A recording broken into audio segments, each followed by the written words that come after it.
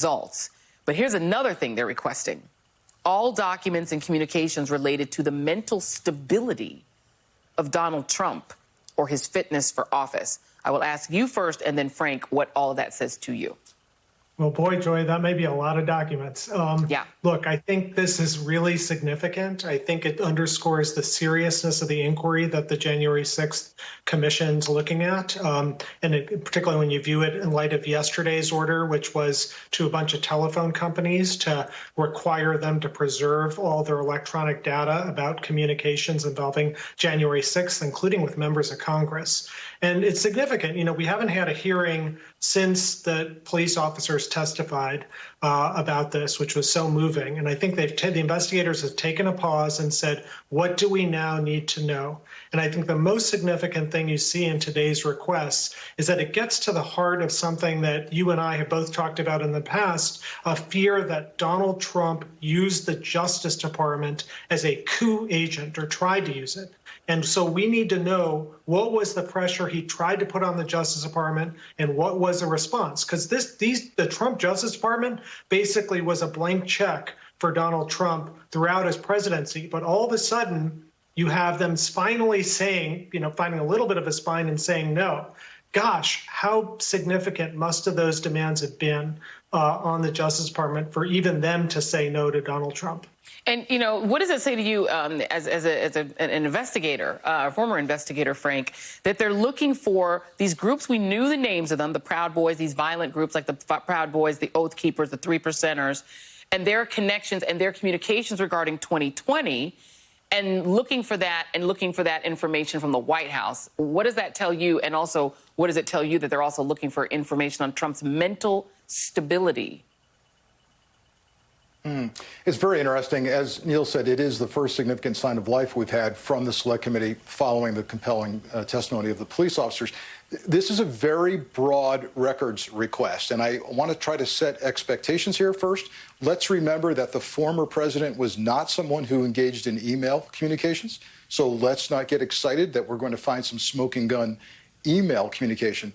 But there must be some predication here, Joy. I do not believe, and certainly if we use the model of a prosecutive entity, that they would just willy-nilly send out this kind of shotgun request without reason to believe, at least a reasonable cause to believe, that there were such communications or may have been such communications from the White House to these parties or vice versa. The National Archives is the repository of record for those White House communications. But let's also understand something here. They are the repository of record for official devices and communications. That doesn't mean that personal phones, personal computers, and communications aren't being used by certain folks in and around the White House, including members of Congress, which was part of the request, and that the archives would capture those personal communications. So I want to set expectations, but here's encouraging news. This sign of life is significant. The investigation is taking off. They've got some reason to believe this is going to reap benefits for them. Now we watch and see the strength of this Select Committee. What happens if they turn to subpoenas?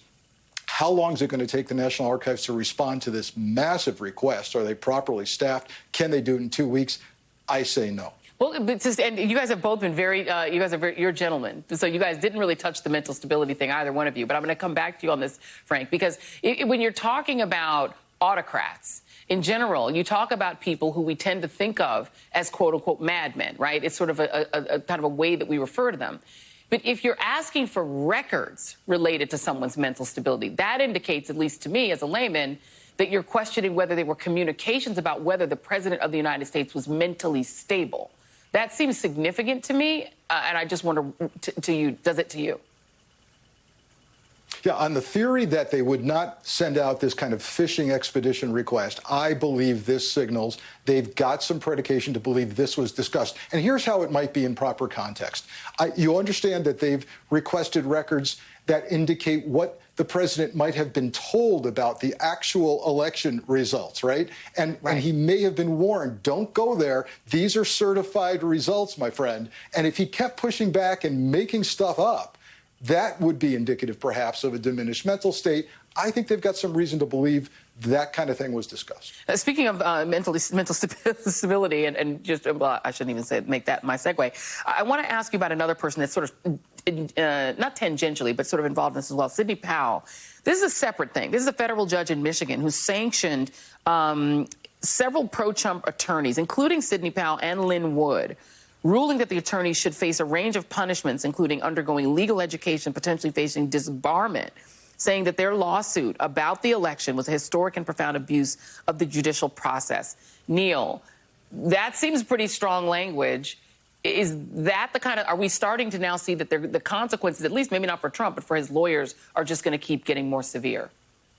Yeah, I mean, as it says in Spinal Tap, that goes to 11. You don't see federal judges talking about that to lawyers, in my experience. And as a lawyer, I strongly support zealous advocacy. I have no problem with people who, take a client's position and, and fully support it with law and facts. Unfortunately, this cast of characters didn't do anything like that. They did the reverse. And, when the legal profession gets a bad name, it's because of stuff like this. And so I'm glad to see the judge, calling out this conduct because this is not part of our advocacy tradition in any way, shape, or form. Well, last question, very quickly, Frank.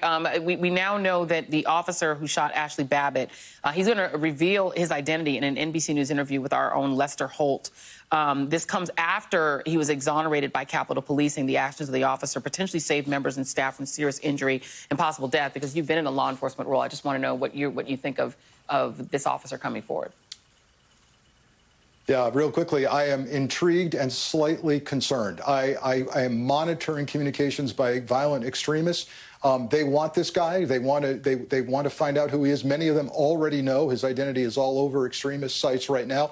I'm intrigued by why he feels now he needs to come forward and explain his actions. He's been cleared. He's been cleared by DOJ Civil Rights. He's been cleared by the District of Columbia investigation and now by his own internal Capitol Police inquiry. He was within their deadly force policy. He needs to convey that, and we need to hear from him as to exactly what he found to be an imminent threat to life or serious bodily harm for him or for those he was protecting. We're all interested, and I believe he can very easily be labeled a hero for what he did trying to protect those people in the Capitol that day. He did the best that he could. At least that's the Capitol Police found as well. Neil Katyal, Frank Figluzzi, thank you both very much. Still